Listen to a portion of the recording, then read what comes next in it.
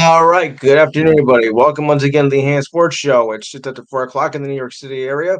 My name is Lou Tenor, and welcome to the final show of the uh, Enhanced Sports Show for the season, wrapping up season 6. How about that? Number to call is 512-543-4662. Repeat again, 512-543-4662. Don't forget to check us on YouTube. Go to YouTube and type in theenhancedsportsshow.com.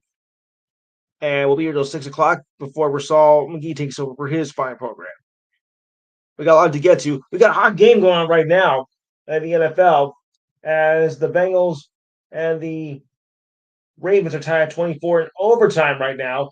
Oh boy, what a game. Good game, right, Steve? Steve? What's going on? Steve, are you there? Hello? Oh, sorry, buddy. You're off mute now. What, Steve? What's going on? What? Are you there, Steve? I took you off. All right. Okay, something seems to be wrong here, but we'll fix it. Yeah, I got a hot game going on right now, so hopefully we'll get a winner here soon with 8:20 to go in the overtime session. Uh, I knew this would be a good game, though, to be honest with you, and it's sticking by it. So I'm glad to see it's going as the way I thought it was going to be. We got some breaking news here to mention. It's not great. Former Lakers great Kareem Abdul-Jabbar has been hospitalized for a broken hip after falling at a concert last night in Los Angeles. Jabbar was taken to the hospital at an undisclosed event and was scheduled to undergo surgery today, as told by his representative, Deborah Morales. There are no other details of his condition at the present time. Abdul Jabbar is a Hall of Famer and has won 6 titles between the Bucks and Lakers, and is the league's only 6-time MVP. Jabbar held the all-time scoring record for 38 seasons until LeBron James broke the record back in February. So, Steve, that's kind of depressing news there, considering how good of a player he was and whatnot. I mean, he was really, you know, a great player in the NBA, and to see him go down like that, there has been no word, like I said, but I'm hoping that he's going to pull through. What are your thoughts about Kareem Abdul-Jabbar and with his legacy as well?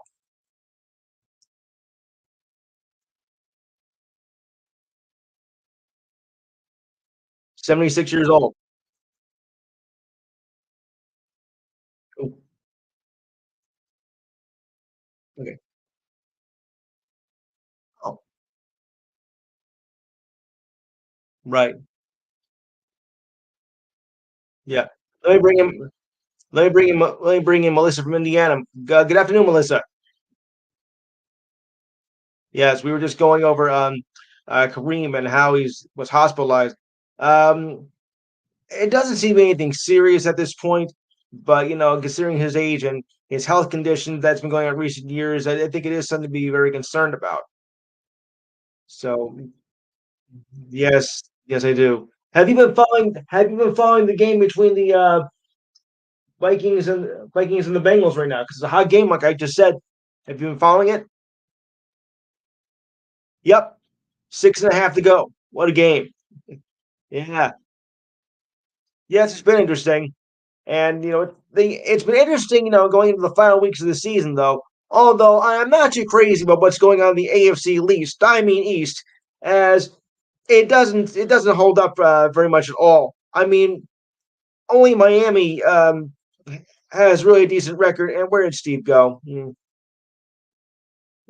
So I mean, Buffalo was expected to win the East, which I think they're probably still going to do. But with their record right now, it's not showing like they're playing like about to be division champions. Any thoughts on the Bills and the AFC least um, standings in the chances in the AFC East? And what about with the AFC South, which is the most pathetic division in all of football? Yeah. Care to elaborate? Yeah. I'm not surprised. I mean, Bridgewater hasn't been that great anyway, so it doesn't surprise me at all. Surprise long overdue. So let me ask Melissa a question. What are your thoughts with the Bills trying to hang on to at least a decent record, and your thoughts of the NFC AFC South, which is a miserable division that shouldn't be mentioned at this point. Ugh. Ladies first. Yeah, probably. Yeah, I was considering um, either the Bills or the Dolphins to win. Jets were going to be an up and coming team. I mean, I didn't think they were going to, overtake anyone, but I didn't think they're going to be this bad after Rodgers went down. I mean, ever since then, they just fell flat. Okay. I mean, look, Zachy Boy had a good game, last week, but he's been so inconsistent and whatnot that, this week he might have another bad game with that, which has been most of the season. I mean, he's been benched once or twice, and, it doesn't really show as much promise. So it does concern me about that, and you know it's like it's Miami's game up for grabs. You know, yeah, I think if Buffalo loses, I think the Dolphins are just gonna just take the division, just run away with the AFC because they're the only decent team. I think no, I shouldn't say that. The only decent team in the East, but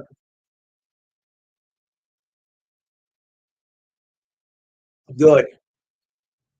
I'll be looking forward to that game, Steve.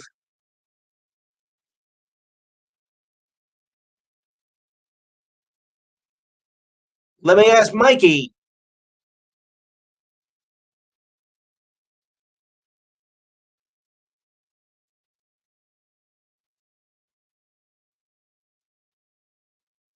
About time.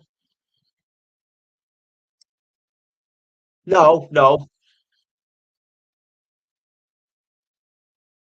yeah.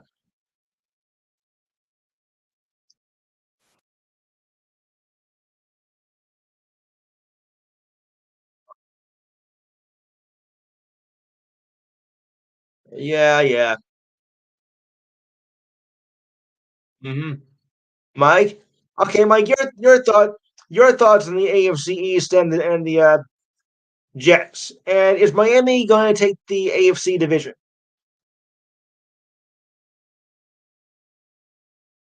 Good.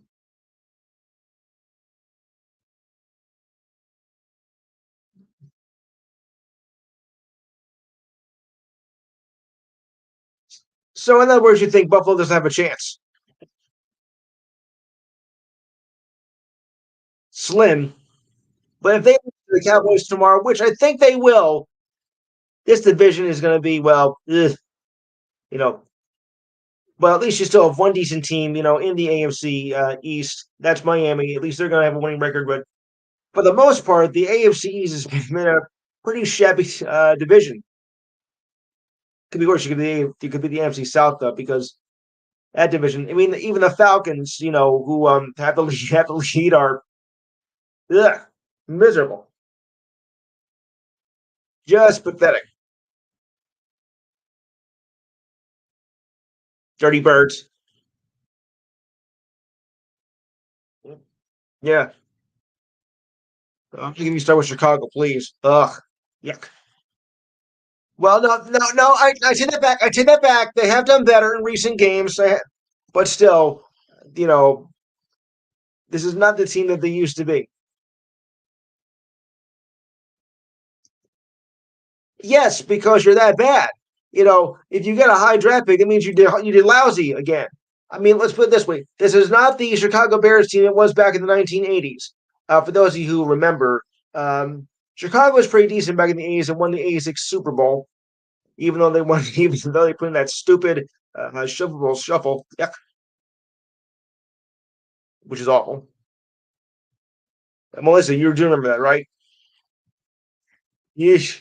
You do remember that when they did their music video, the '85 season, yeah. So you do remember that Super Bowl shuffle nonsense? Oh boy. Ah, I'm like, say what here?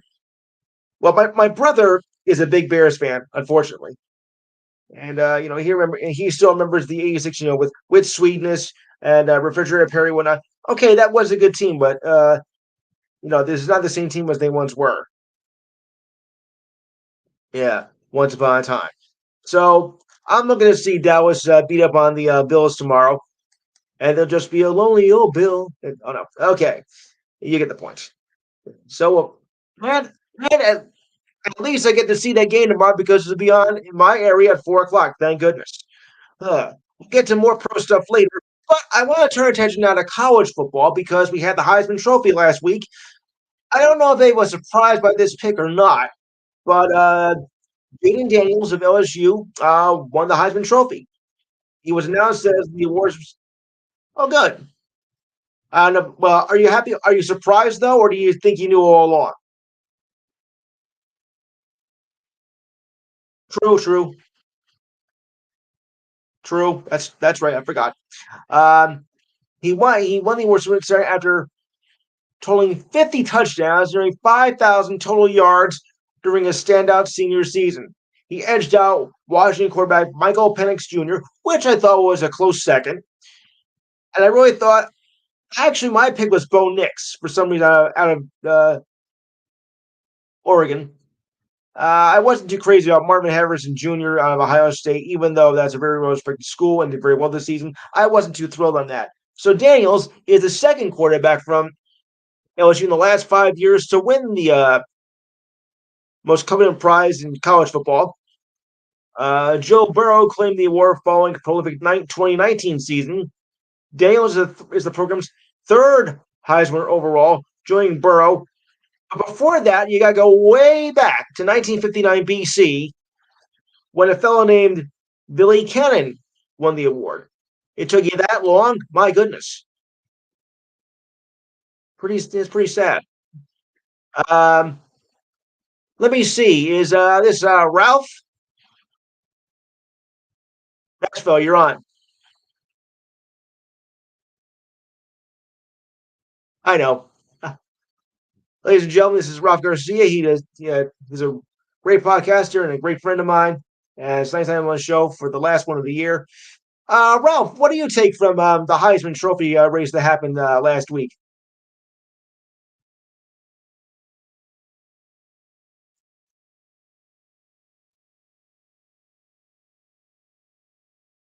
Yeah, I think a lot of us were. I did have my heart set on Nick's. I thought he was the best all season, but hey, I guess I was wrong. Obviously, like we saw something different, and my predictions were messed up again. Daniels did have a good year. I'll give you that. So Daniels' 328-point margin over Penix was the closest within the last 5 years. When Oklahoma's Kyler Murray beat out Tua Tagovailoa by 296 points. The Heisman win captures a historically productive final season of college football for Daniels, who transferred to LSU in 2022 after spending 3 seasons at Arizona State. He emerged as one of the SEC's premier quarterbacks last season and took his game to soaring heights this year while guiding the Tigers to a respectable 9-3 record. He also had 3,012 yards passing with 40 touchdowns and just four interceptions, while adding another 1,134 yards and 10 touchdowns as a rusher. Hey, we're not kidding here. He and some guy named Johnny Manziel are the only SEC players to throw for more than 3,500 yards and 1,000 yards in a single season. I'm not going to mention anything more about Manziel. Thank you very much. Oh boy. Uh, yeah, exactly. Oh, here we go. Bengals win it. Okay. Yeah. What a game. What a game. Yeah. So, yeah. So, to move on here, he stood out. Daniels' 2 games stood out, but built a case for the award in November 11th game against Florida. He became the only player in FBS history to run for pass for 350 yards and rush for 200 yards in a game, as he led LSU to a 52-35 win. He also set a new single game record for total yards with 606 in the game.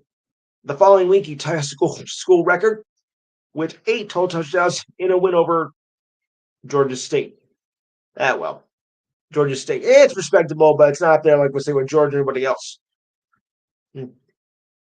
Though LSU did not reach the championship game, Daniels still finished with the season leading the nation in total yards of 4,946 by more than 500 over Knicks at 4,373 and Penix with an even 4,200, both of whom competed for the Pac-12 championship game. That speaks of Daniels' effectiveness as a runner all season. So I think it's going to look pretty good for Daniels entering the draft coming up in April. What do you think, guys? Steve, we'll start that with you.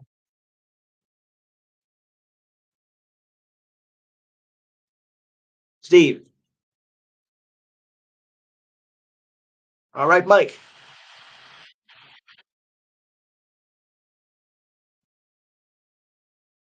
All right. Melissa, think you make a good draft pick for the draft choice for whoever he gets? Yeah. And Ralph. Okay. Yeah. About with Daniels in the draft.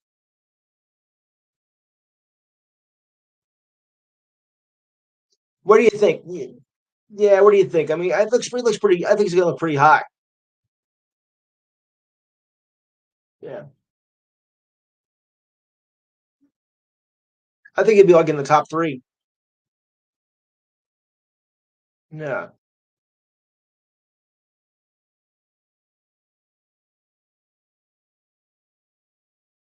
Yes, it's true. Yeah. Right.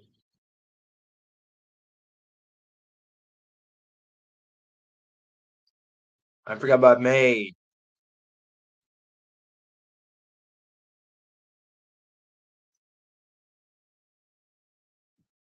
Yeah.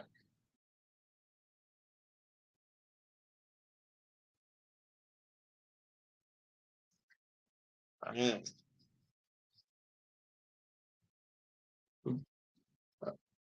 They could use him. They could use him. The Saints can use him. All right. I asked this question last week, but since Melissa's here, I think I'll ask now. Did Georgia get shafted by not getting into the in the bowl championship series? I mean, they played well all year, and then they got snubbed when the results came out last week. Um, there's, did Georgia deserve to be in the final, or was it right that they, by the committee, thinking that they did not deserve it this year? Thank you, thank you. I wonder, do you think maybe Nick Saban had anything to do with this? I thought finally somebody agrees with me. Finally, because he was griping last year about not getting in the playoffs. So we need more teams and et cetera, et cetera. Well, it looks like you guys wish because Alabama got in and Georgia got out, which I don't think you should deserve. Yes. That's right.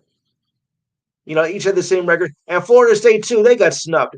They had a great season, but there was some controversy of with injuries and whatnot, and I said they didn't deserve it.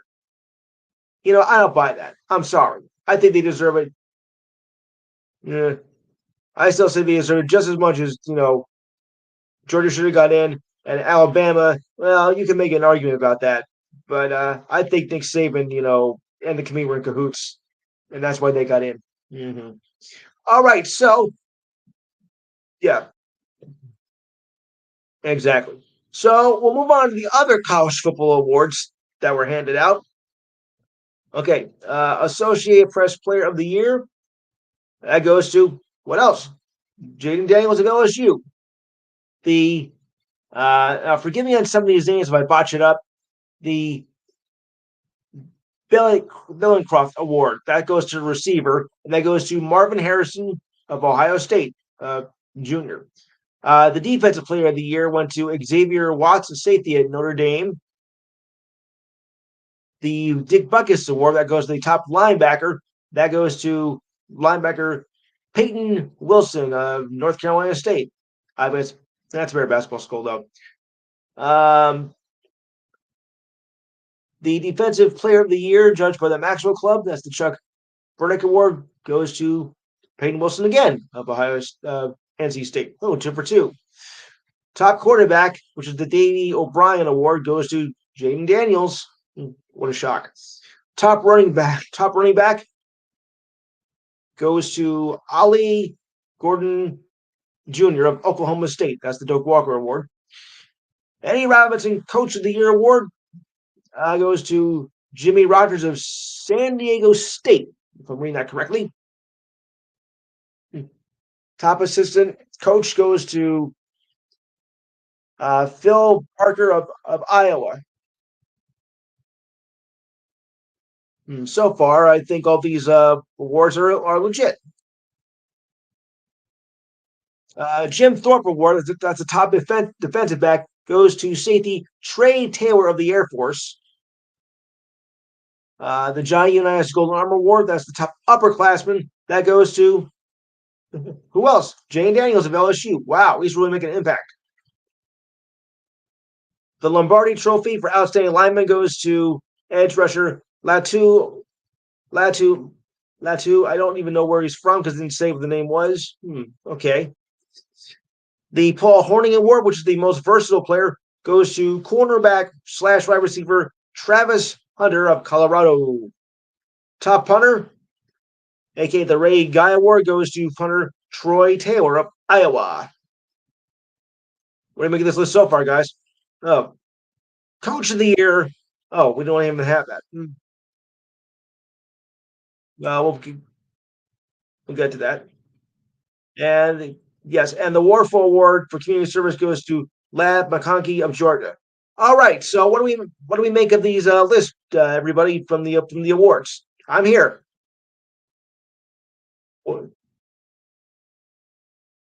Yes. Okay, and we'll bring in Matt right now. Matt, welcome. All right, and I think Dana's here. Okay, so what do we make of all these award lists, guys? I think most of them made the right selection. Mike Daniels, I think, just cleaned up. Jaden Daniels, that is. Yeah, yeah, yeah. Who was ever? Yeah, I wonder who that is. Yeah, well, turn it down. Turn it down. No, or anybody else who show up for that matter. All right, so what do we make of this list, everybody?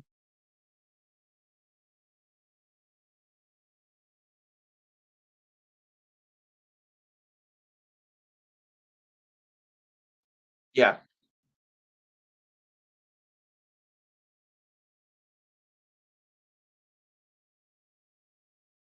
yes, right. All right, Steve, your thoughts? Yeah, yeah. As soon as I find out who it is.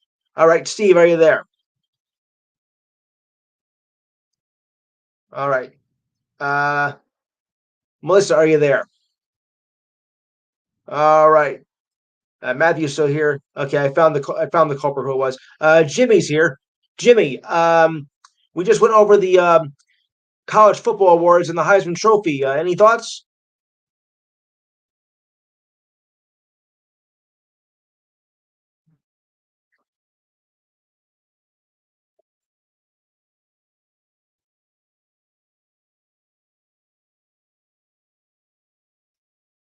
Yeah.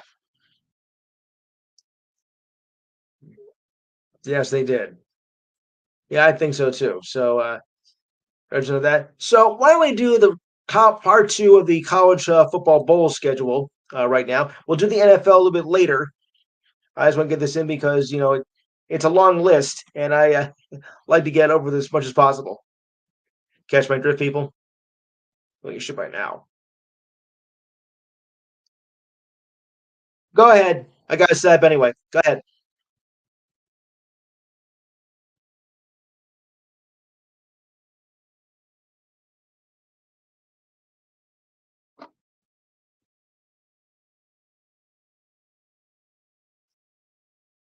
Steve. Are you there? Yeah, speak up.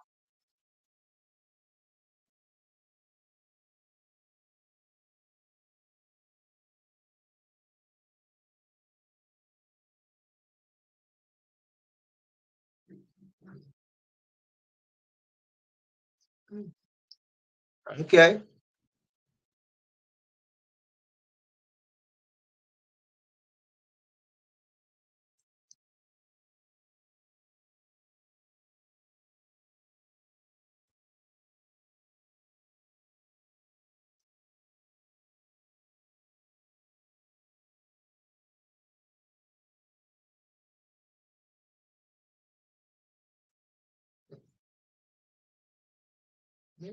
Easy. I hear you. I'll believe it though. I'll believe it when I see it. Okay. So we'll go down to the college football schedule. We'll pick up from when we left off. I believe I left off on December 23rd, so we'll go with that. And it goes like this. All right. In the Birmingham Bowl, it'll be Troy versus Duke. In the Camellia Bowl, it'll be Arkansas State versus North Illinois. Um, in the Armed Forces Bowl, it'll be James Madison versus Air Force. In the Idaho Potato Bowl, Diane's favorite, it'll be Georgia State versus Utah State. In the South Alabama Bowl, it'll be I'm sorry, the Ventures Bowl. I'm sorry, South Alabama versus Eastern Michigan. In the Las Vegas Bowl, it'll be Utah versus Northwestern. I like that. And in the Hawaii Bowl, it's Coastal Carolina versus San Jose State. Aloha. All right. Any thoughts on those matchups, guys, for that date or no? Any thoughts? Anybody? Yes. Yes.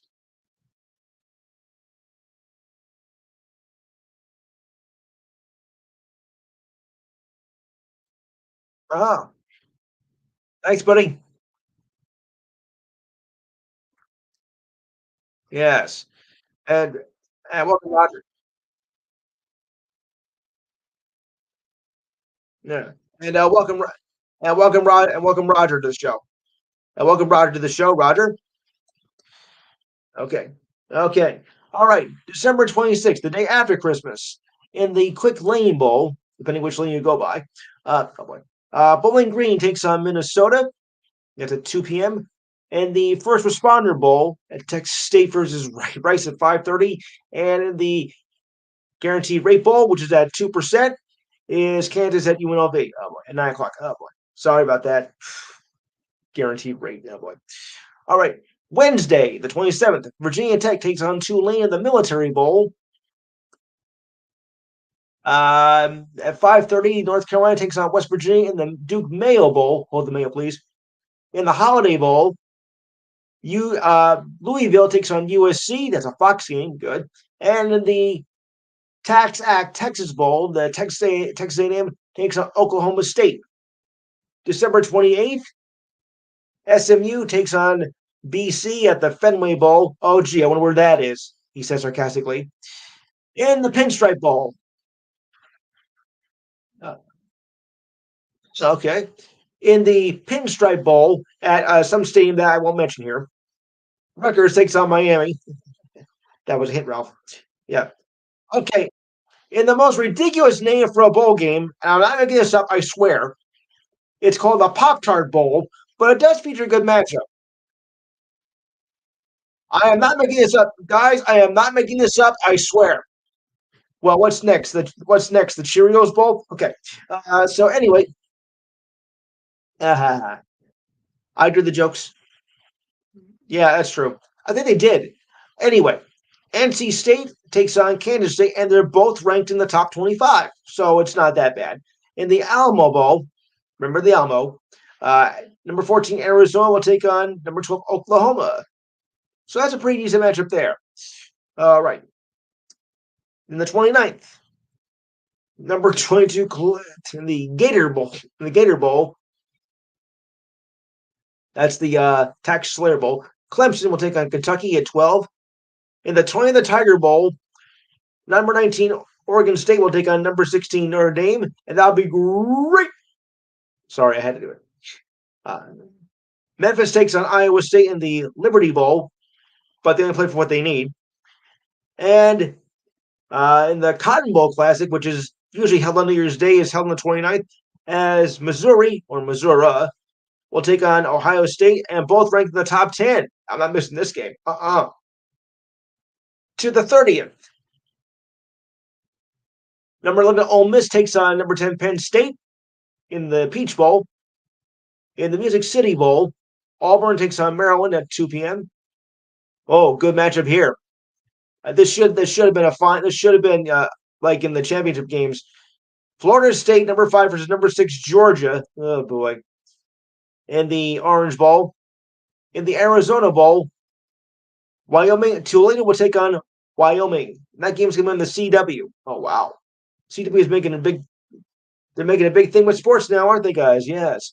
New Year's Day. And what's New Year's Day without football, right? Nothing. Okay, here we go.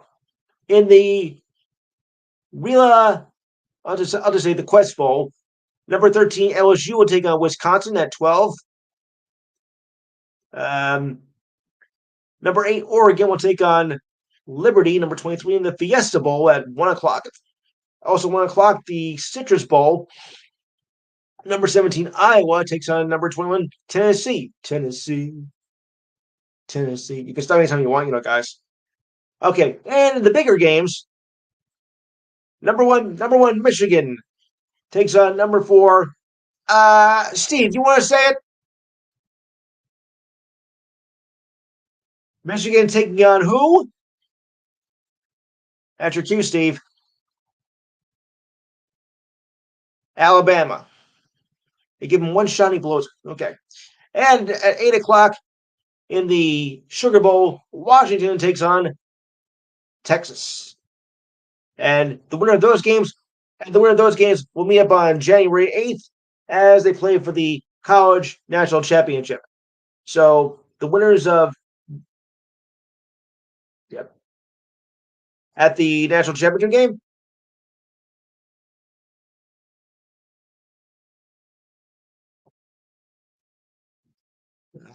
like that, January 8th. So yeah, one at a time, guys, one at a time. So Alabama versus Michigan and Washington versus Texas. All right, guys. So let's put it this way: um, who do you like within the semifinal series between Michigan and Alabama and Washington and Texas? We'll start with the first game first. Steve, who do you like? Of course. Ralph,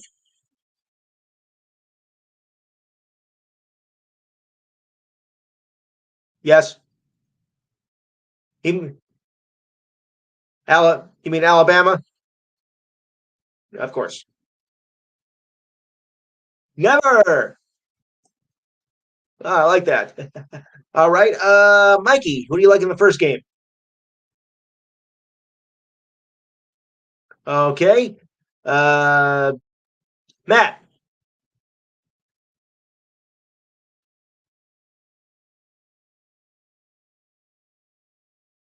Okay, I'll go with that. Jimmy and Roger.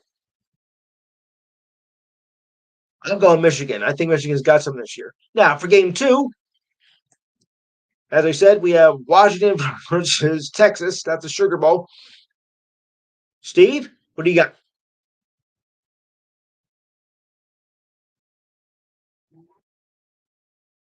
That's Washington State, by the way, in case you forget. All right. Melissa, who do you got in game two?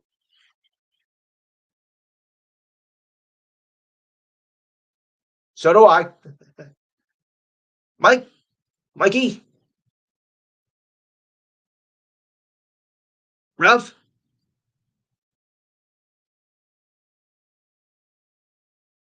Okay. All right. Jimmy, Roger, Diane. Who did you have in the first game, Di? Yes. Between Michigan, Alabama. Okay. I'm going with Texas in the second game. And that's those games are 5 o'clock at 8:45. So as we're just wrapping up dinner, that game will be on, and I'm ready for it. Now, don't tell me your predictions of who's going to win the championship game yet. Say that when we come back from Christmas break, okay? Gotta save some for the next. Gotta save some for the next show, don't we? Yeah. All right. So anyway, any thoughts on the Army Navy game that happened last week? Because that turned out to be a good game. Came down to the final seconds, and it turned out to be a very good than I thought. Navy Army took home the Commanders in Chief trophy. That goes to the team who had the best record of all the service teams. I believe, yeah,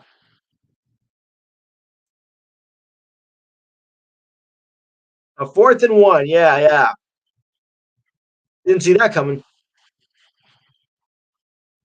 Yeah, yeah. I didn't see a 4th and 1. I didn't get a chance to see much of the game because I was concentrating on some other games, as I usually do this time of year.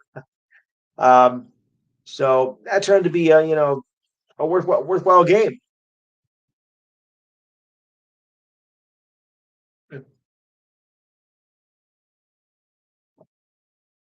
Yeah. Anyone else have any thoughts on the Armenian game? Because like I said, it came down to a fantastic finish. Matt, your thoughts? Matt?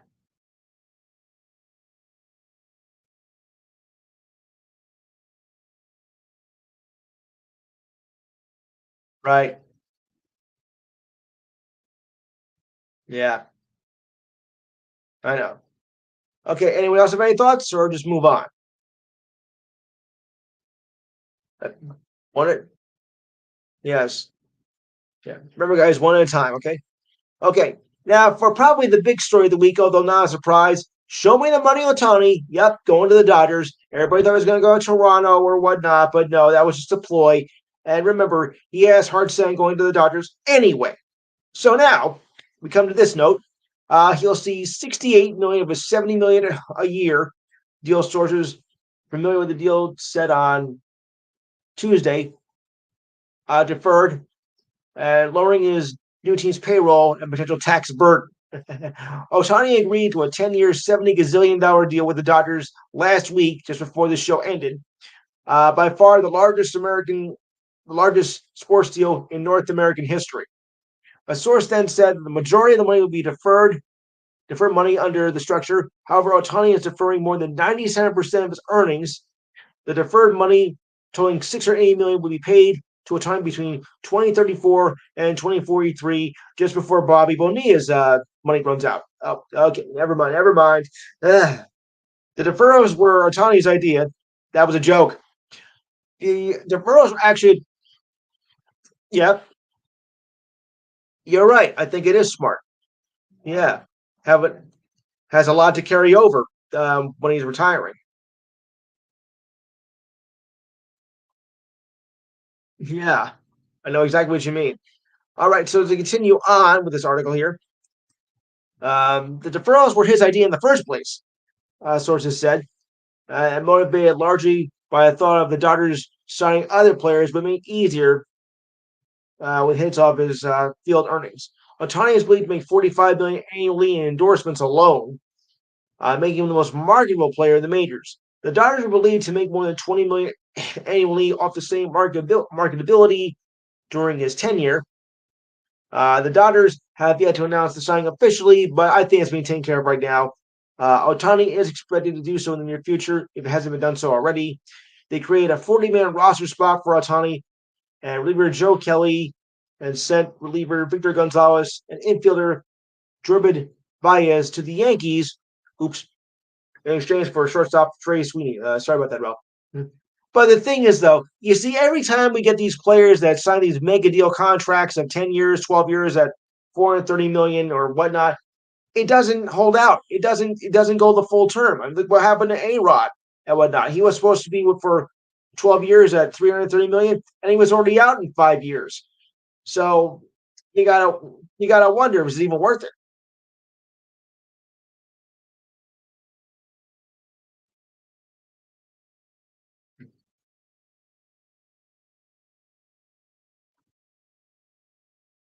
Okay.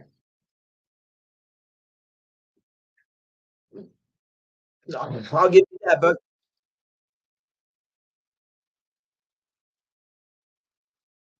I'll give you that, but still, every time we see somebody, with these big banger contracts, it doesn't hold. Alex is here. Alex, yeah. So anyway, we were just discussing the Otani deal. First of all, do you think he's going to last 10 years?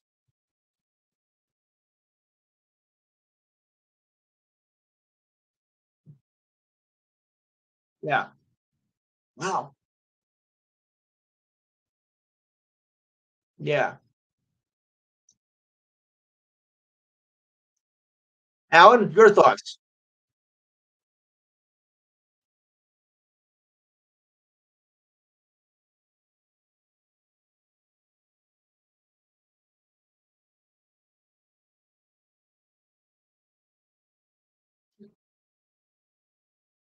Yeah.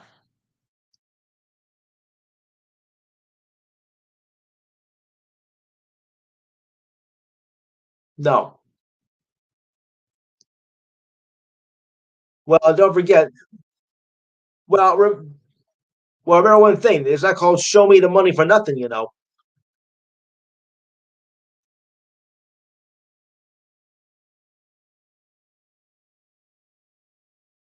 Yeah. No, no. 90% of the time, though, it is about the money, Alan. You're right. I mean, I'm not saying it's everybody, but there's a lot of people that's go in for the money. And, I think it takes away the essence of the game, though. You know, I think it takes away the essence of the game, though, because, you know, you're supposed to do it for the love, and all they see is like, well, when's the big paychecks coming in and whatnot. So it's a far cry from what we used to think about the game. They didn't always play for the money back then, like in the 70s and 80s and somewhat of the 90s. Now, it's all about making the buck.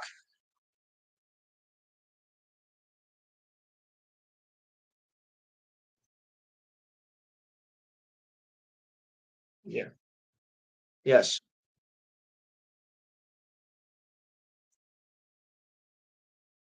Yeah.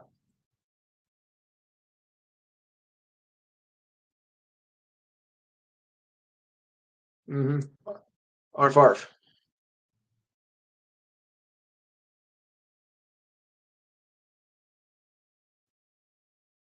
Nah, he was gonna go. He was gonna stay with the Dodgers. That he has heart set on it. So I'm not. I think he was just gonna be with the Dodgers all along. Yeah.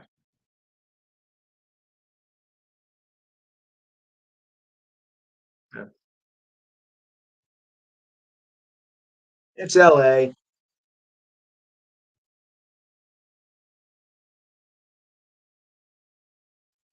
Yeah. Yeah. Yeah.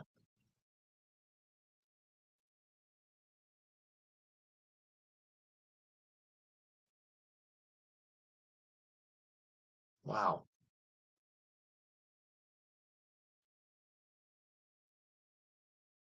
Yeah. All right. So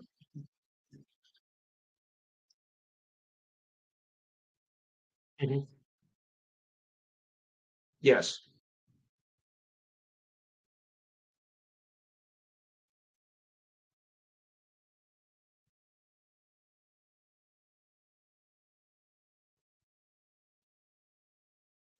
Yeah.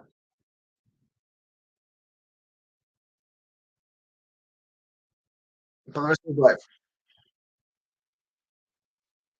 Yeah. Yes. Yeah. Something like that. Something like that. That's the thing. No.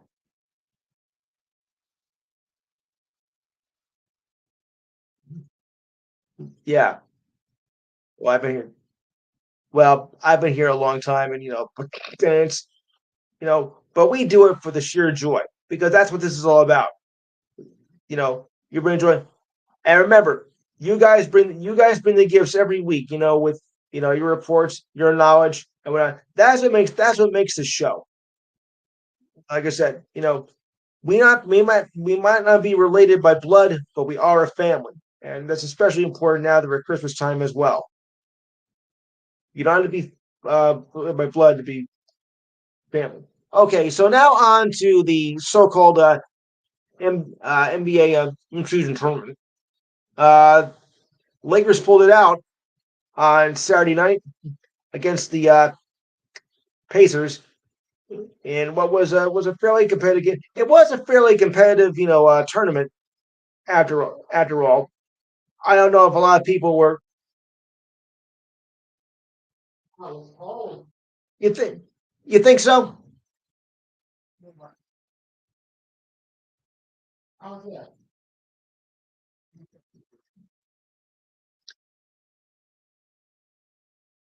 Well, let me put it this way.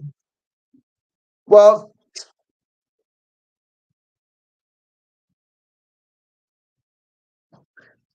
Steve, I don't know about that. I don't know if I say about that.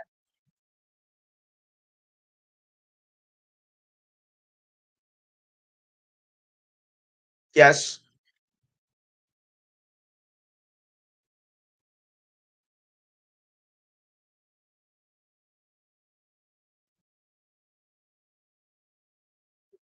Well, I don't think I don't think maybe it.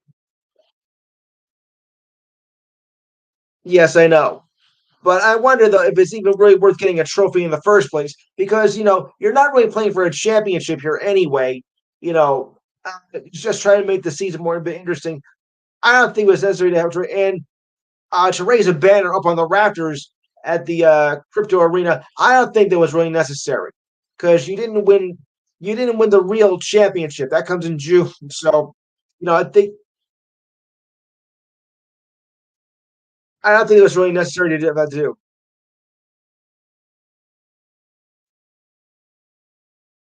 Yeah.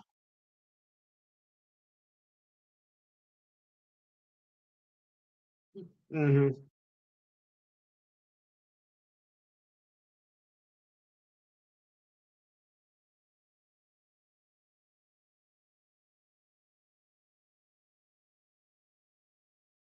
Yes.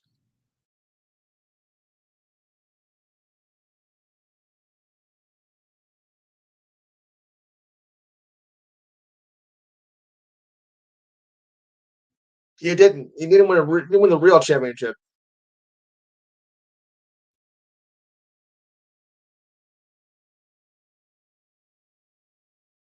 Yeah. Well, I wouldn't do that, Steve. That's not worth it.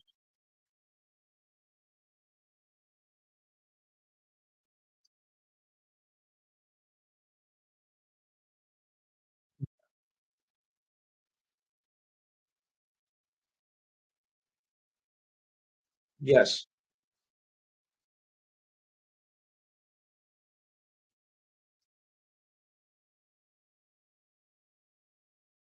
Right.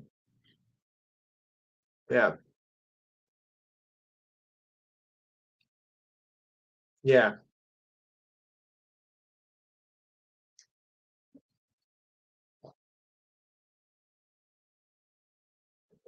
Yeah.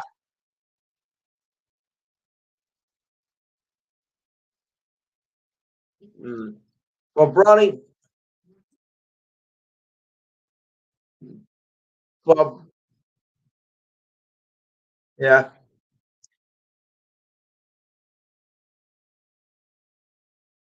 Mm. I see. Yeah.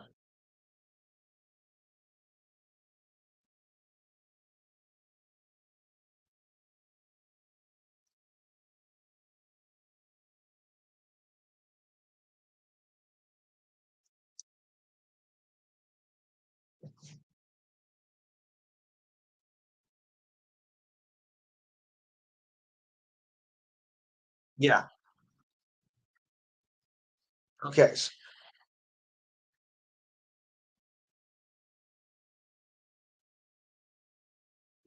I don't think so. All right. So let me move on. Commanders are going nowhere, Steve.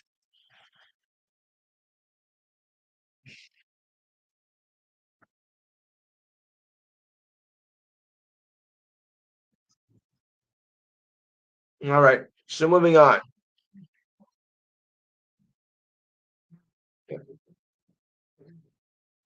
That's exactly right. All right. So moving on. Well, from a team that's going good to a team that has absolutely no business playing this year, the Pistons are a disaster. No doubt about it. The Pistons are a complete disaster. Last night was another chapter as they lost their 22nd in a row. That's right, their 22nd straight loss in a row as they lost to the Sixers last night in the second game of a home and home series. The Pistons, who lost to Philly on Wednesday in Detroit, eclipsed the franchise mark and set that was set beginning at the end of the 1979-80 season and started the 80-81 season, and is the sixth longest single season losing streak.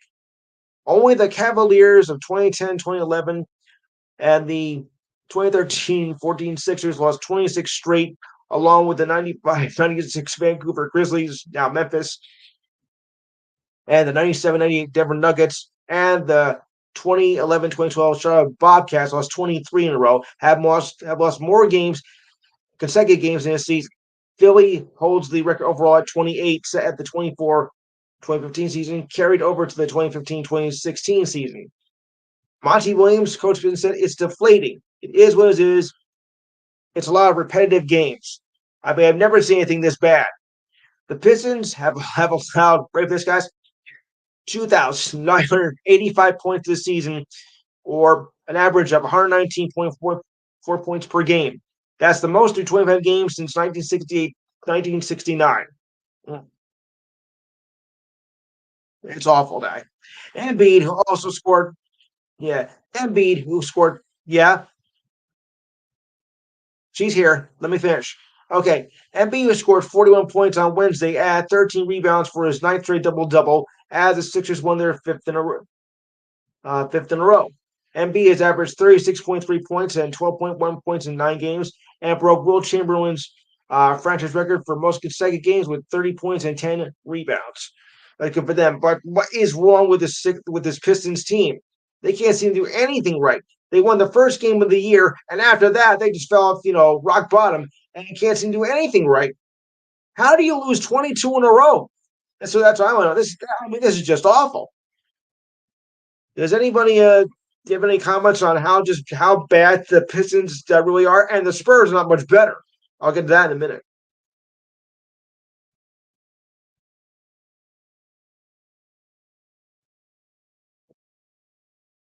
Yes. Now, what are you doing? Yeah. Mm, yeah. Yeah. No, it isn't. It's just that bad.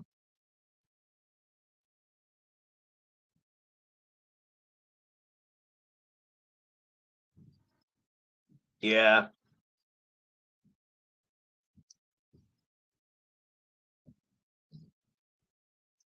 Right.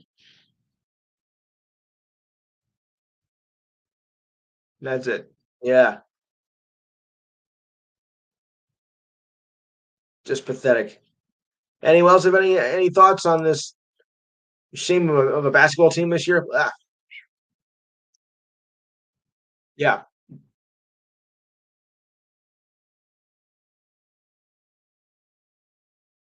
Yes.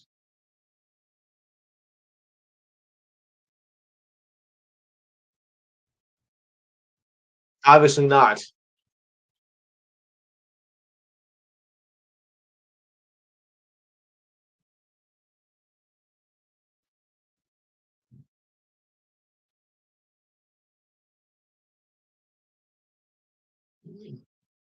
Just say Wemby. Yeah. So did I. Everybody thought so too. Everybody thought that that they put him as the best things in sliced bread, and it hasn't been anything like that at all. Just another high, you know, overhyped draft pick, and has done nothing for the team as well. Just like that's true. That's true. Yeah, right. We do find out he's a Euro. He's mostly associated with Europe, so it's gonna take him a while to get to where he needs to be. But still, to be this bad at this point in the season, I mean that's just awful. 2-22. I've never seen that bad. At this point, I think they're gonna break the Sixers record for the worst season in NBA history. It's very possible. Ugh.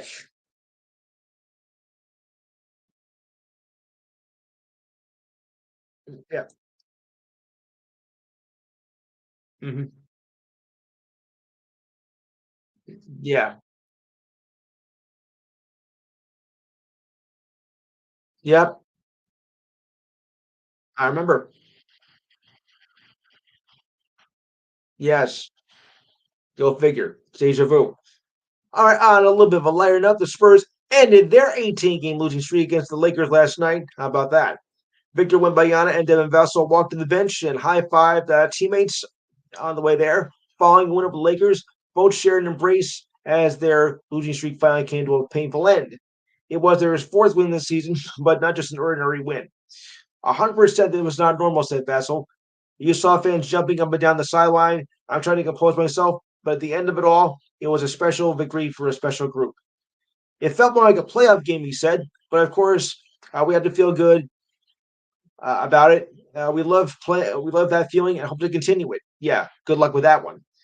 It was the second game in 3 nights um, between these two, as the Lakers defeated the Spurs on Wednesday night without LeBron James. He did return in last night's lineup, but remember, Cam Reddish was out. D'Angelo Russell was out, and so was AD. So that might be a factor in the Lakers losing last night. Let's keep that in mind. LeBron finished with 23 points, 14 assists, and 7 rebounds to play 36 minutes. It was the first meeting between the former one draft picks, who are 20 years apart. In the 5 minutes, oh, Gerald's here. Good. I think we got a record today. In the 5 minutes of the second quarter, LeBron hit a corner three over Victor Wembanyama as the Lakers were staging a comeback to cut the lead to just a two-possession game. When Wembanyama was asked if he could feel the eyes of everyone in the arena, he said, yeah, of course, duh.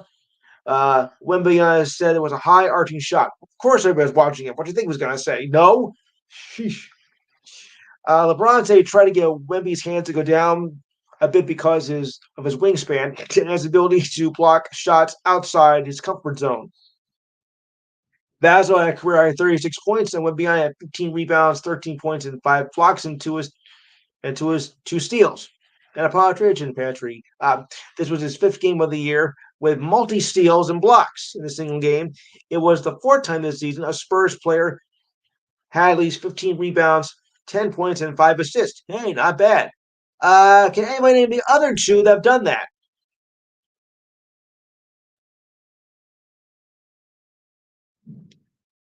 He's only the third. He's only the third Spurs player to have 15 rebounds, 10 points, and 5 assists in the same game. Can anybody name the other 2? I can.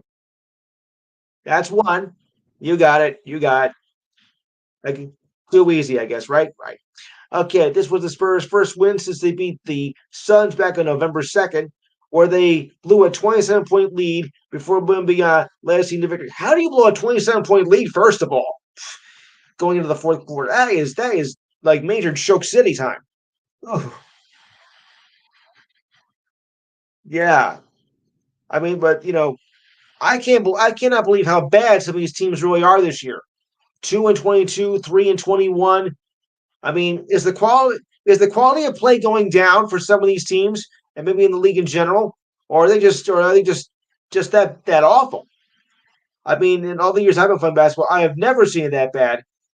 I'm too young to remember the 72-73 Sixers since I was only knee high back then. But is there something wrong with how some of these teams are playing this year in the NBA? Is it the NBA in general, or are they just that bad?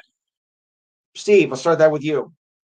Wait till I call your name, people. Wait till I call your name.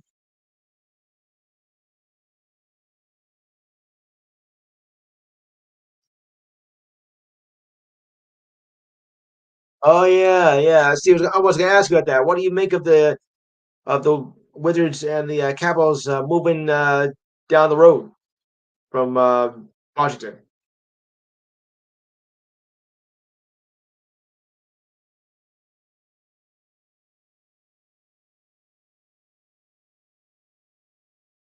Yeah. Hmm. Okay.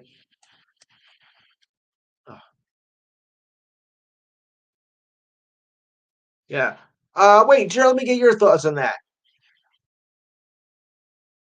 On Well, first of all, on how the NBA is with these pathetic teams and the Wizards and Capitals moving out of DC and going down to Virginia, which isn't that far, but still, it's not the same.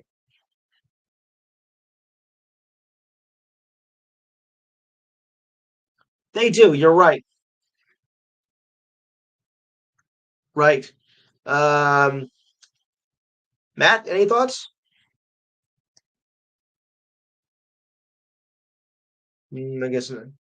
Any thoughts, Matt? Yeah. Oh yeah. Yeah. Yeah.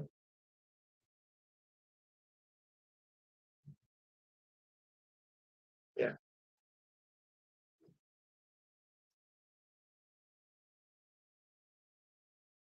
Yeah. No, it doesn't. Let me get Dana's thoughts on that. Dana, your thoughts on the Wizards and Capitals moving out of DC?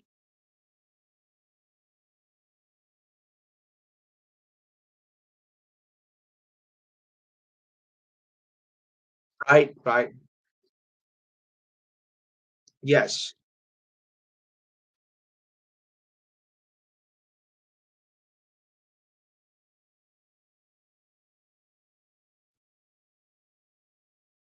Mhm. Yeah. Yeah. Right.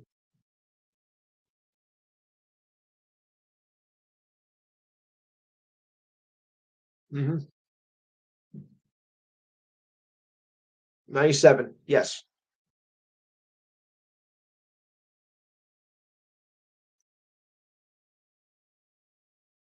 Dan, can you try to speak a little bit, please? You're breaking a bit.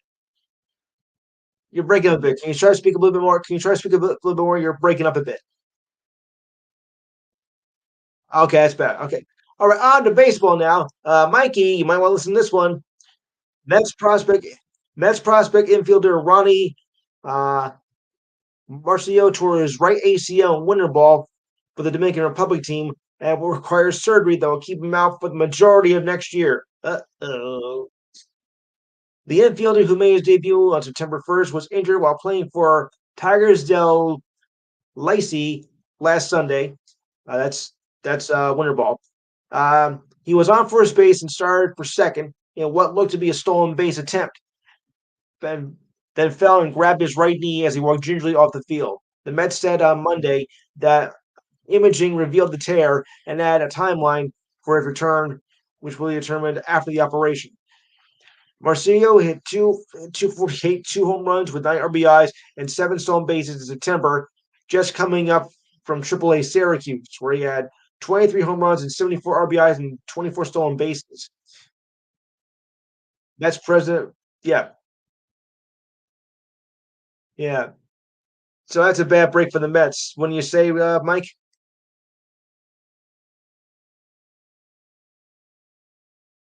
Yeah. Sorry to disappoint you guys. Yeah. I mean, it's not even spring training yet, and we're already dealing with injuries.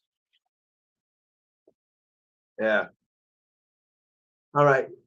Given time to reflect on his silent outbursts at officials in his post-game interaction with Bills quarterback Josh Allen, Chiefs quarterback Patrick Mahomes regrets his actions. Well, good. Mahomes was heated on last Sunday after an offside call on reveal that Kadarius Toney negated what would have been a go-ahead touchdown with less than 2 minutes left in regulation.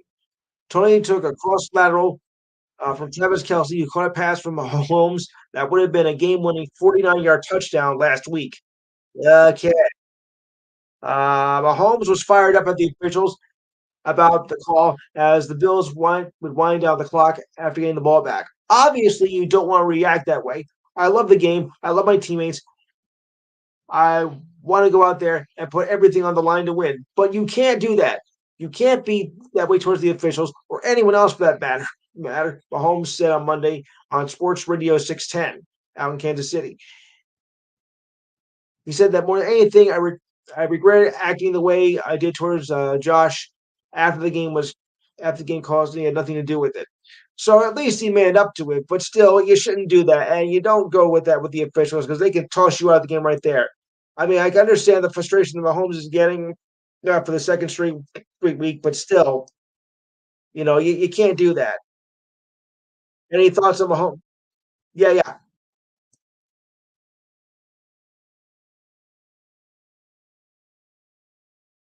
yes, yes, I did. He has to. Everybody does actually. Yeah. 86. Let me get this for a minute. 862. Are you there?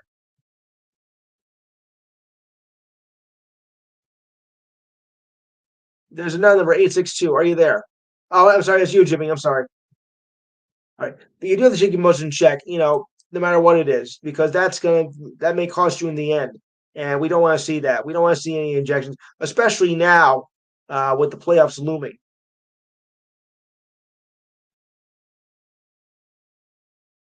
Yeah.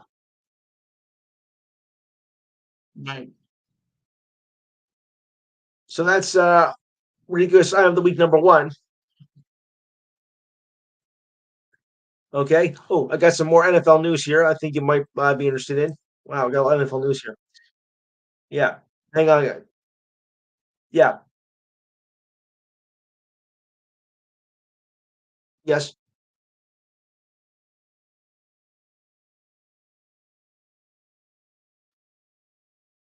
Yes.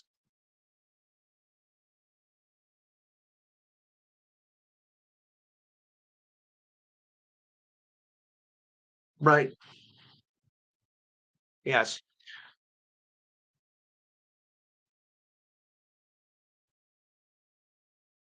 Okay. Right. We'll get to the football picks in just a moment, guys. Just want to just clear up a few things here in the other sports world. Center fielder Jung Hoo Lee, uh, San Francisco Giants agreed to a 6-year deal worth 113 million back on Wednesday. He was a long-term star in the Korean baseball organization, the KBO for short, and is regarded as royalty along with his father, Jong Boon Lee, regarded as the best all-around players of the KBO back in the 90s.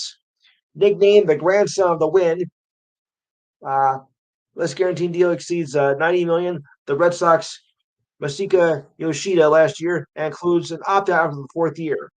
The New York Post first reported the news. Lee had been long been connected with the Padres, was close friend Ha Sung Kim, plays infield. But after money signed with the Dodgers this week, the Giants were looking well a long shot for the Japan sensation. Stepped up their efforts in pursuit of Lee over the previous 2 years' efforts to sign major free agents such as Aaron Judge and Carlos Correa, with either spurned or nullified. Cora, who signed a 13-year deal with the Giants before failing a physical, killed that deal. While Lee is not like Judge or Tani or even Correa, he batted over 300 in each season of the KBO, has a lifetime batting average of 340. His best was 360 in 2021. A fractured left ankle ended his 2023 season with playing only 86 games with 6 home runs and 45 RBIs. He made his Korean League debut in 2017 for the Kilwolm Heroes, going straight from high school to hit 318 and won Rookie of the Year that year. In 2022, he had 23 home runs at 142 games and walked 66 times and struck out 32 times. His elite contract ability should help him transition into the majors, hitting from an open stance where his first steps forward with his foot front, then stops as he begins to swing in the last two seasons. Always struck out 5.4% compared to the KBO average of 18.2% and the MLB average of 23.7%. Okay, we'll move on. NFL owners voted to award Super Bowl 61 to Los Angeles. The vote was taken on Wednesday at the meetings over in Dallas, with the Super Bowl to be played in LA in 2027. The game we broadcast on ESPN and ABC. This will be the first time that ABC's carried a Super Bowl since 2006. Hmm. Super Bowl 50. Now, for the next four Super Bowls, now listen, okay, and the NFL has chosen the venue to host 2022 Super Bowl and the 2023 College Football National Championship that cements the lineup for the next 4 years. Super Bowl 58 we play in Vegas. Super Bowl 59 to play at the Superdome. Super Bowl 60 at Levi Stadium in Santa Clara. SoFi Stadium, Los Angeles in 2021. The league will sandwich its Super Bowls between 2016, between the 2026 World Cup, and LA will be one of the 16 North American cities to host the Olympics and cities and the Olympics in 2028. Los Angeles, a triple header of mega sporting events that will make it one of the most will make it one of the sports capitals of the world. Hey, I guess they just love LA. So, what do we make of that, guys, with LA getting another Super Bowl?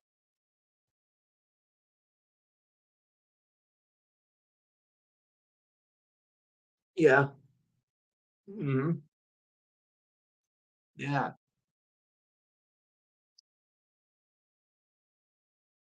Super. Yeah. Yes. Yeah, the list is already out for the next 4 years, guys. Yeah, so think about that. And okay, so moving on, as we only got about 45 minutes to go. We can now confirm that the NFL will award a 2024 game to Brazil, real American football, that is, and vote to expand the international slate to 8 games starting in 2025. The game in Brazil we play at Sao Paulo Stadium, Sao Paulo Corinthians Stadium, that was the venue for the 2014 World Cup and 2016 Olympics. So NFL is really going, is really going abroad with a lot of their games. Commissioner Rodrigo Del said in October the league would add an additional location as early as next year, as the league sent officials to Rio, Sao Paulo, Madrid early this year to scout locations for a possible regular season game. And 2025 they can go to Madrid. I think it's great for the game itself that they're expanding because football, of course, has now become more popular worldwide. This all started, I think, actually started back in the 80s when they went to London, and it's, expanded right from there. So it is really, caught up with the rest of the world, and it's, I think it's good for the game. What do you make of it anyway?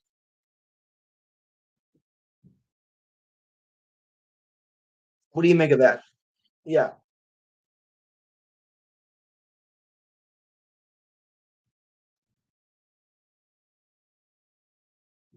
Yes. Pretty much. Yeah. Yeah, they do. Anybody else have any thoughts? Yeah.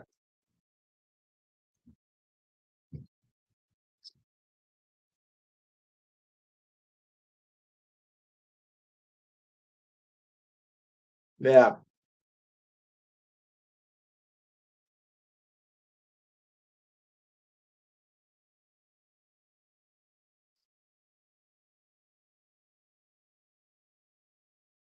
Yeah.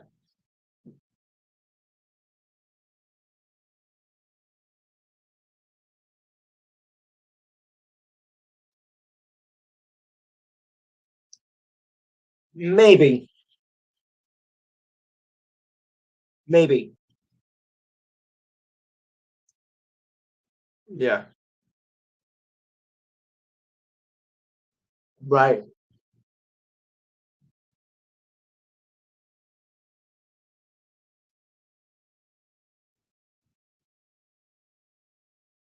Mm, they have no plans at this time to deal with the Roger, but you never know. It might happen in a few years for something, but uh, I don't see it happening right now.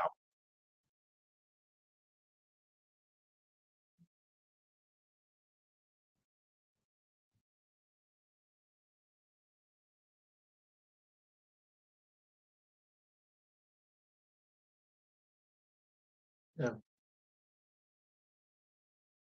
Yeah.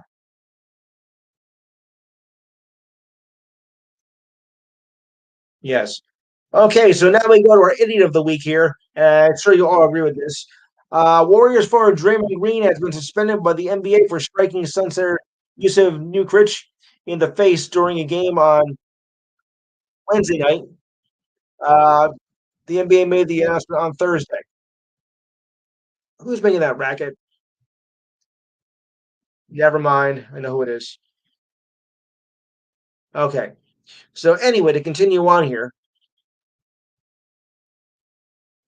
Green received his third ejection of the season after striking Nurkic on Wednesday night, according to release.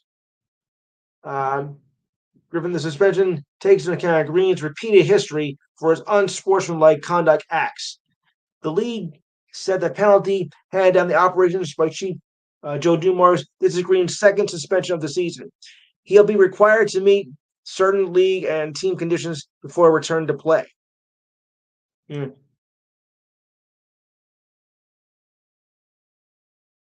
Yeah, exactly. Exactly my point. To continue on here, Green and his agent Rich Paul and general manager Mike Dunleavy are expected to meet tomorrow to start a path. Actually, they already have been of council assistance to Green and to move forward. The league did not want to report an exact number of games he'll be suspended for, but wants to agree on the time he needs to deal with the challenges he's facing. Green will be docked 153,000 and change if it's fewer than 20 games, but it'll jump to 202,000 if it's more than 20 games. My question is, how long do you think he should be suspended for? He is, but how many how many games should he be out? First of all, how many games should he be out? How many games? 10. Okay. Anyone else?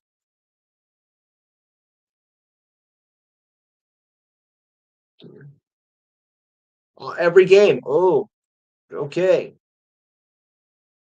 All right. All, all season. Okay. Give you that. Yeah, I think he should because he shouldn't do that. And he's been warned before. I mean, he's becoming the new Dennis Rodman for all we know. That's his biggest problem. He's worse. Yeah. He's our idiot of the week. He might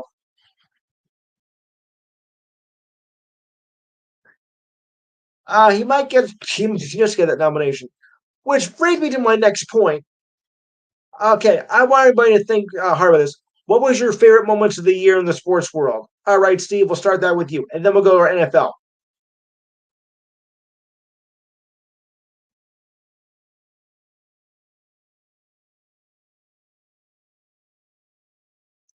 Hmm.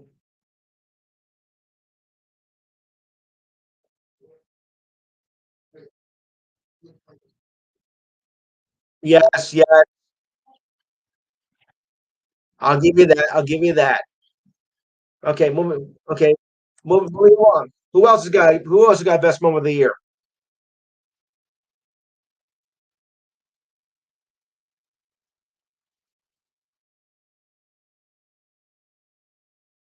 Okay, all right.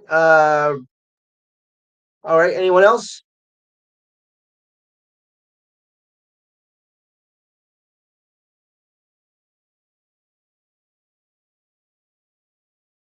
Oh yeah, yeah, yeah.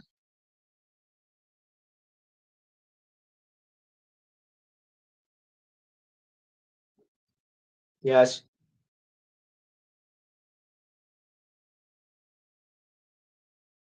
yes. Jimmy.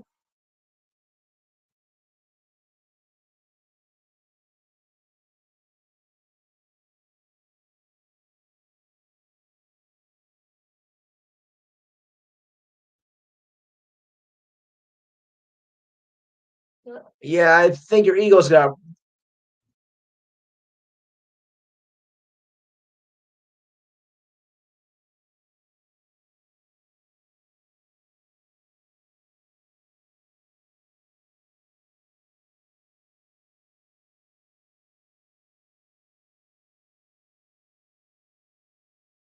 Yeah, but what do you think of? Well, what about your quarterback Darius Slay, who's out with a knee injury? Yeah, he's out. No timeline has been. I mean, he might be back before the free agency ends, but it's doesn't look good right now. And they're looking at Keely Ringo and Josh Jobe as a replacement, although it's not official. He, their pass defense is awful. Yeah, 28th. Wow. Okay. Anyone else have any best moments of the year?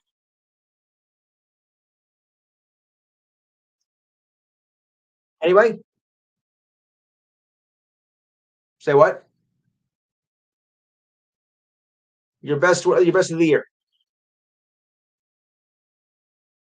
Yes, yes, from his cardiac arrest. He played his first game in USC this past week. So that also is like our good news of the week. Yes, Di.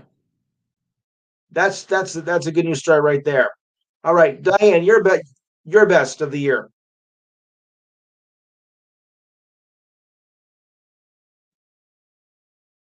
Di, your best of the year. Okay. All right, I'll buy that. Anybody else?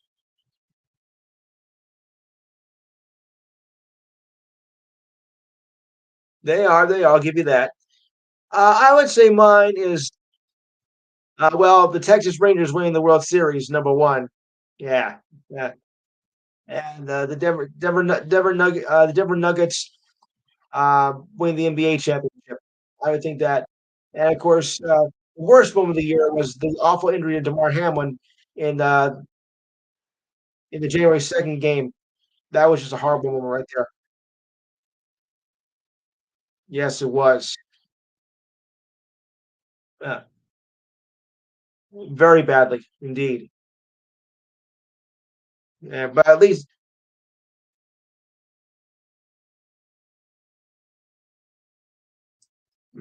okay. All right. So move on to our NFL picks. All right. Who had look at this. Yeah, after 2 weeks of awful scores, low scoring games of 6-0 and 3-0, the Raiders just pounded the Chargers 63-21 on Thursday night. Who had the Raiders anyway?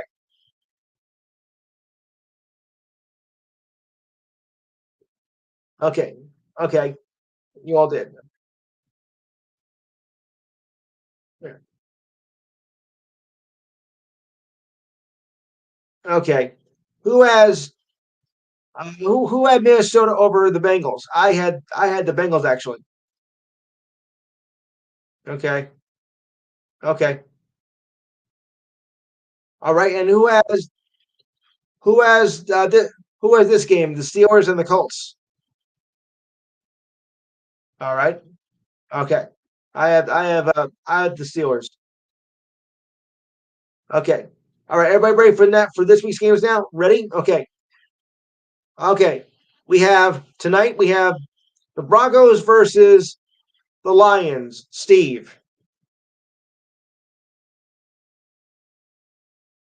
All right. Who else do we have here? Okay. Gerald. You gotta listen, Gerald. You have the Broncos or the Lions. All right. Who else we have? Okay, Diane. Jimmy. Uh, Dana.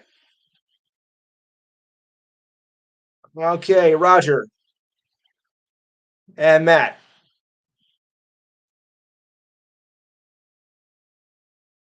Mike and Matt.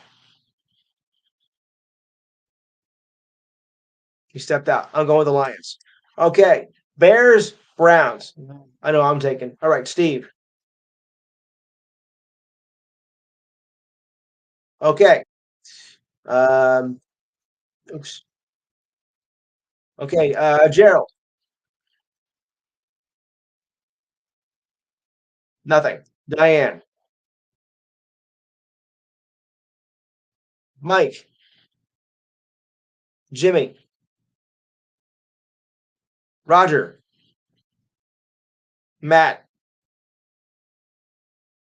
I'll get back to him later. Okay. Bucks, Packers. Steve. Bucks and Packers.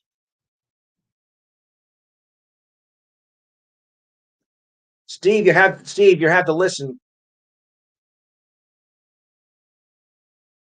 No, no, he's on. Just say Bucks and Packers. All right. Mike. Yeah, who's ever sets on, just turn it down, okay? That's all we ask. All right. Um, Diane. Jimmy. Dana. All right, Roger. Okay, I'm going with Green Bay too. All right, moving on.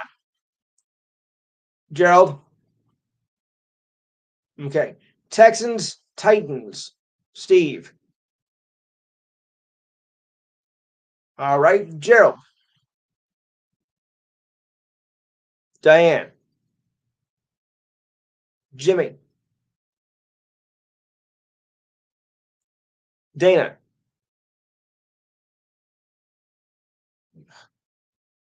There was the Titans, Texans, and Titans.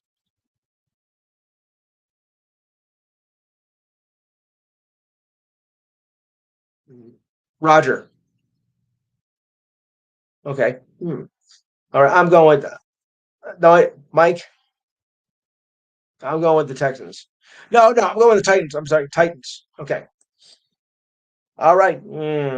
Jets, Dolphins. Oh boy. Mike, Jimmy,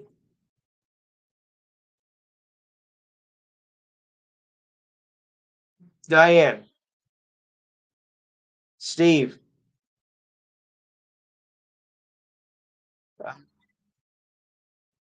Gerald, Dana.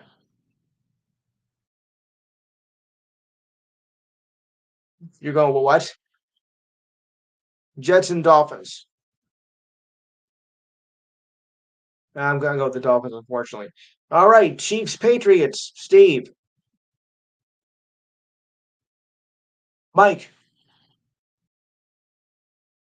Gerald, Diane.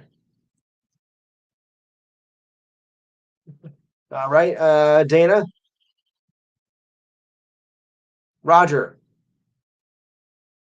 Did I get everybody or no? Okay. All right. Moving on. I'm taking Kansas City. All right. Moving on. Giants, Giants, Saints. Now listen, DeVito's been doing a good job for the Giants here, so I wouldn't put him. I wouldn't write him off just yet. Steve. All right, who do you got? Giants or Saints? Who do you got, Steve? That does answer my question. Who do you got? Saints. Okay. All right, Gerald. Gerald. Yeah, Mike. Diane. Jimmy.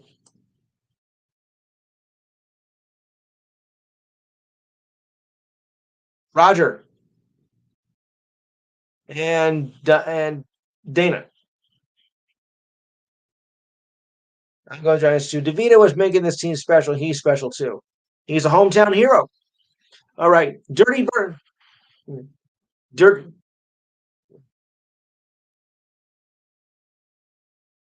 Yes, of course. Okay, Steve. I gotta move on. All right, Dirty Birds versus the Panthers. Steve. Of course. Gerald. All right, Mike. Jimmy.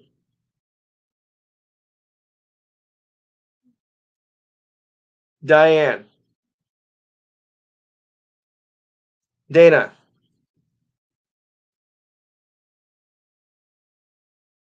And Roger. I'm going with the Dirty Birds. All right, Commanders. Rams. Steve. Yeah, but they're horrible anyway. Gerald. Mike. Jimmy.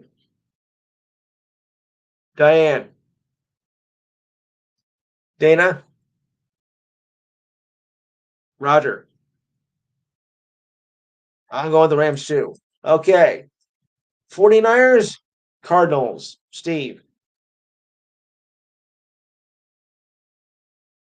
All right. Mike. All right. Gerald. Should go order. Jimmy. Diane. Dana. Let's just flip a coin for a second. Okay. Roger. 49ers it is. Yes. Okay. Game of the week here, I think. Cowboys, Bills. Oh, Diane. Watch. You're right. I don't like it. You're right. I don't like it. But I know you. But I know it is. All right. Steve.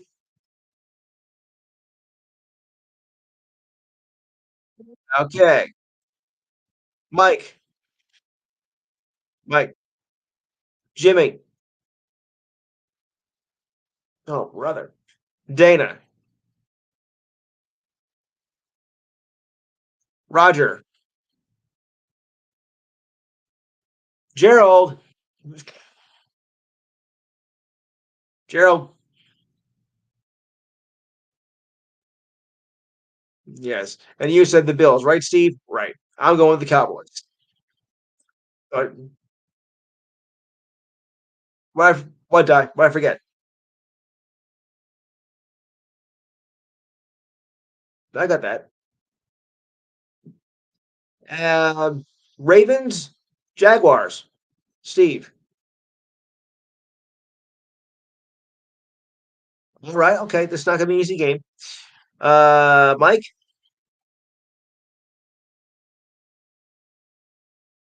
Jimmy, Roger,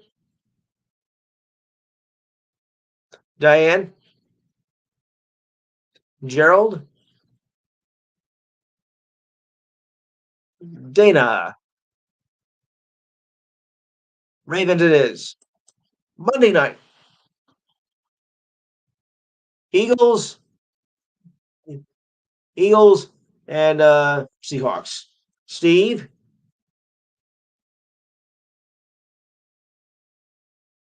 Okay. Mike,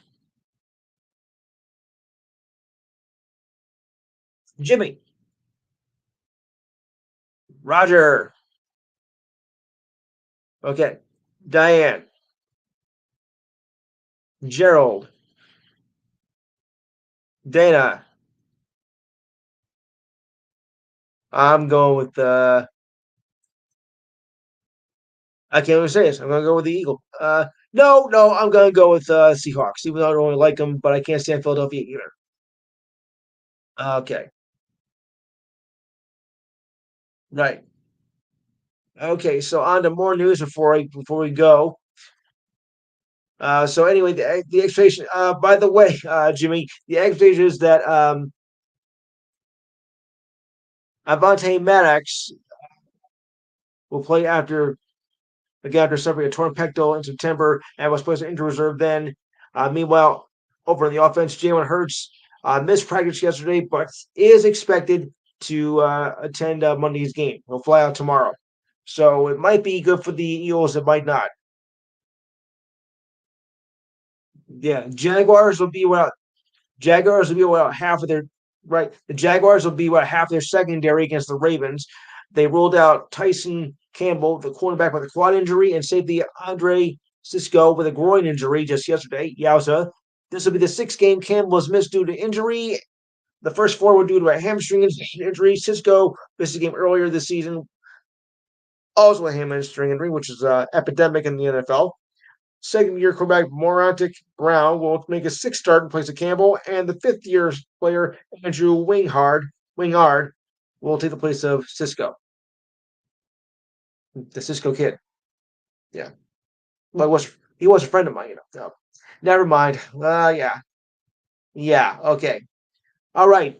Rangers right-hander Mad Max Scherzer is sidelined until at least midseason after undergoing surgery for a herniated disc on Thursday. Okay.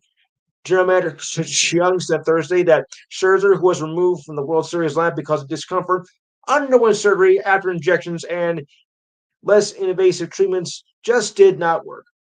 Young said the Rangers are hopeful. Yeah, no, not curse. Young, not really. Young said the Rangers are hopeful that the three-time Cy Young winner will be ready by mid-season, probably July. Scherzer said in a statement that the team had released yesterday. The pain was worse than when he returned to his offseason home in Florida and got the diagnosis from the disc. After several treatments and consulting multiple doctors, specialists, Scherzer made the decision to have the recommended surgery.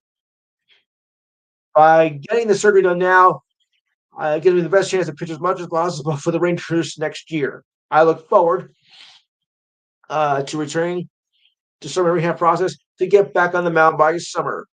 Scherzer missed time towards the end of the season with a tricep issue, making three postseason appearances for the eventual World Series champions. He is expected to sign $43 million in 2024, the final year of his three-year, $130 million deal they signed with the Mets before the 2022 season. Wow, tough break. Yeah,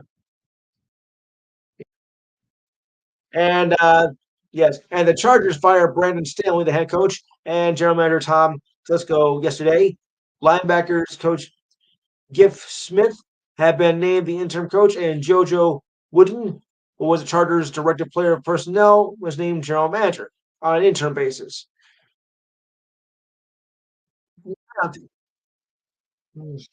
Yeah, I guess he was wrong. Yeah,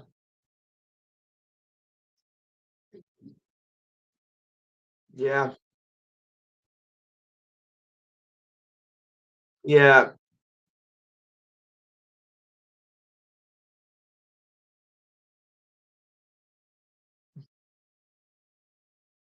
yes.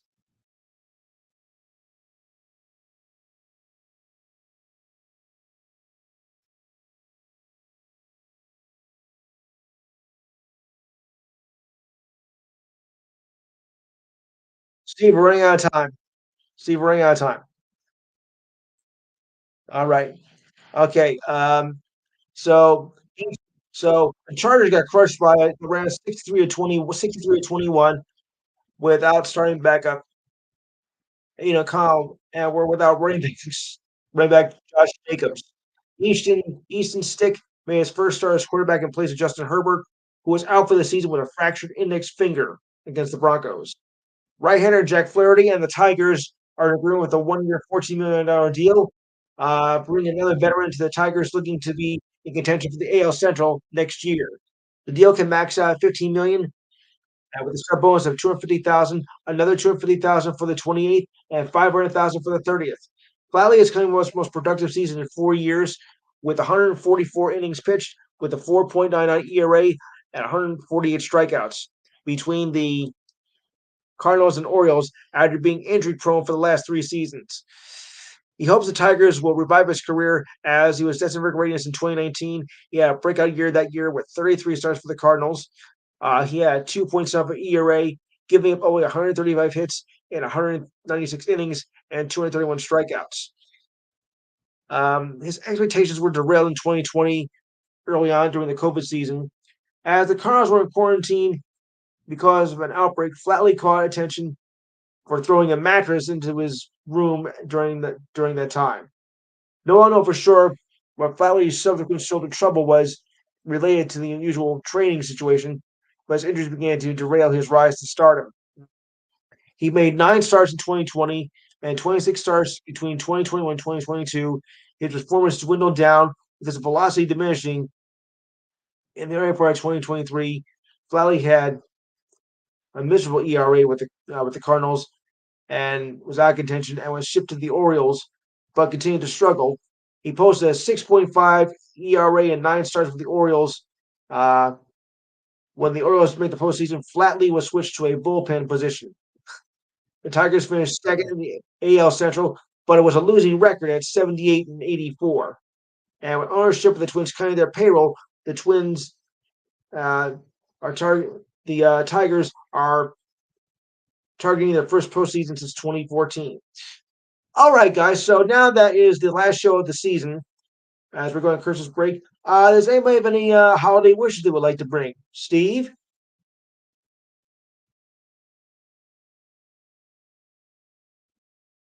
thank you.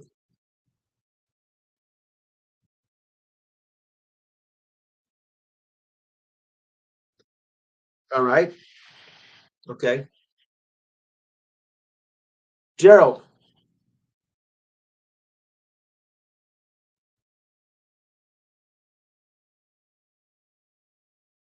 Mikey.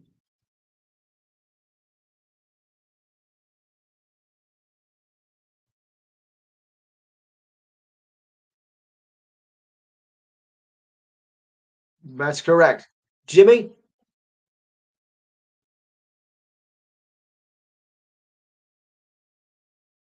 Right. Thank you. Yeah. And Diane, who's been is my better half. I'm sure she has something to say about that. What are your holiday wishes? Ah, thank you. Dana. Dana, first of all, welcome back, of course. So, you have any holiday wishes you want to share? Yeah, yeah. Holiday wishes.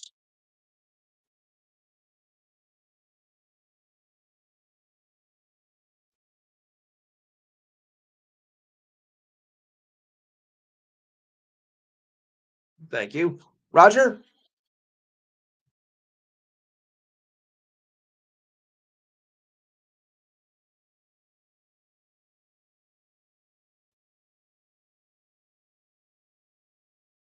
Yes,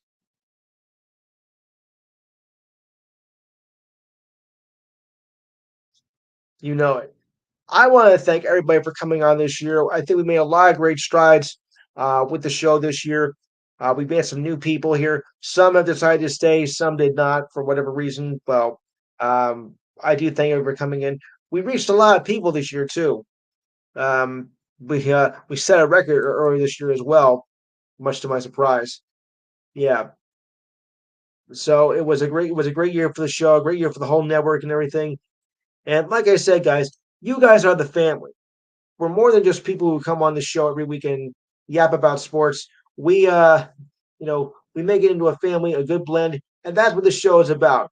Because when I came here and I started 10 years ago with Eric, rest his soul, I said we're here on a mission to inform, entertain, and educate, and maybe even enlighten people. And I think we've done a good job on doing that.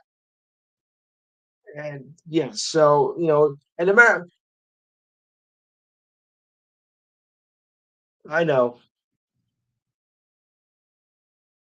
Well, we will pray for you. We will pray for your wife, of course. All right, a few quick notes in history. 1918, Jack Dempsey knocks out Carl Morris in just 14 seconds. Wow, 14, yeah, 14 seconds. Joe Louis KO's Al McCoy in 6 rounds for the heavyweight boxing title in Chicago back in 1940. Wow. Y.A. Tittle sets NFL season touchdown pass record with 33 at 33 with 6 touchdowns versus Dallas 41 to 31 back in 1962. Wilt the Stilt scored 68 points for the Sixers against Chicago, 1967. 1972, Miami Dolphins, the only undefeated team in NFL history. 1973, some guy named O.J. Simpson becomes the first running back to rush for 2,000 yards in a season. Never heard of him. Oh boy. Sorry. It was for the doesn't say, but I think it was Buffalo Bills. Buffalo Bills. Yes. Um, Yogi Berra named New York Yankees manager for the second time in 1983. Hmm.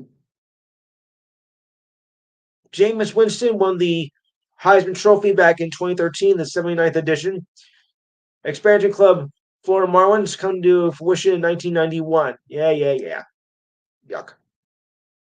Even though they won 2 World Series titles, but still. Mm. Drew Brees break. Yes, Drew. Right. Drew Brees breaks Peyton Manning's NFL record for 539 passes in his career touchdowns passes as the Saints rout the Colts 34-7 back in 2019. And Major League Baseball announces it's elevating the Negro Leagues to Major League status in 2020. Isn't that interesting? All right, guys. Well, like I said, this has been a great year for the show. I think it's been our best year ever in the time I've been doing this. But I couldn't do it alone. you guys, make the show what it is, and I thank you for that. Even though I've messed up a couple times, but hey, that does happen. Remember, it's a live show, so of course it's gonna happen anyway. But we are. That's what the show is because, like I said, this show is also supposed to be educational as well. At least I think so. Yeah. So, like I said, we're taking the next 2 weeks off due to the holidays, and I want everybody to enjoy it. Because next week is Christmas, and doing it on Christmas week, I feel kind of awkward about that. So I thought I'd just take the next 2 weeks off. So if you forget the date, it'll be January 6th, 2024. If you forget, mark it down on your calendar, put it on your refrigerator door or something, or your front door or whatever. Because I don't want you back. I don't want you back here in next year because as 2023 was a good year for sports, 2024 should be a very busy year in the sports world, and I want everybody to be on guard for it because we got some good events coming up. So on that note, I will leave you. That's correct. That's correct. And everybody else is show at that. So, on that note, from my family to the extended family here, I want to wish everybody a happy holiday season, whether it's Christmas, Hanukkah, Kwanzaa, New Year's, Bastille Day, or whatever the case may be. I want to wish you all Merry Christmas to all, and to all a good night. We'll see you next year, everybody.